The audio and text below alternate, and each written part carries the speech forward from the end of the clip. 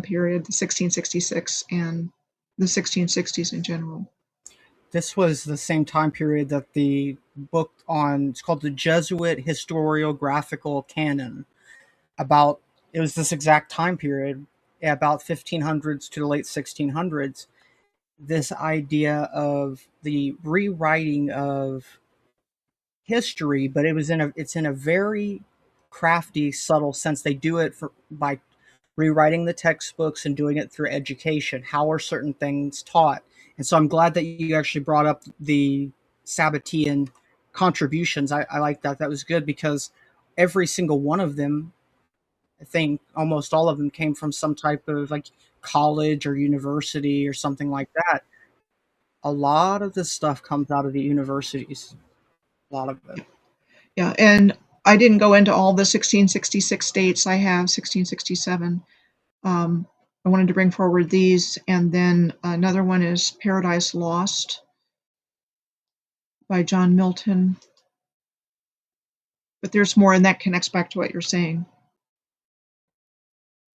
So this was published in 1667, and in Paradise Lost, newly banished fallen angels organized, and Satan volunteered to corrupt the newly created earth and God's new and most favored creation, mankind.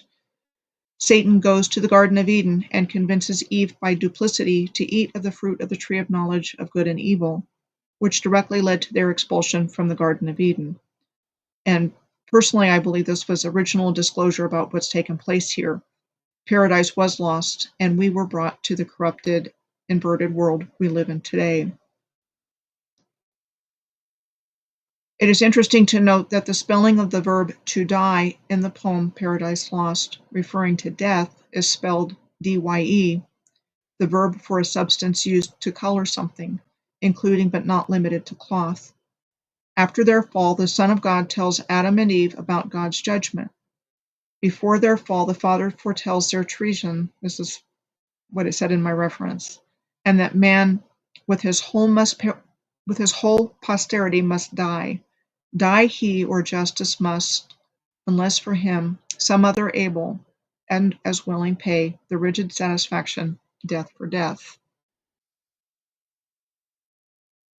And it's interesting to note that dyes for coloring cloth went from being obtained from natural sources to being primarily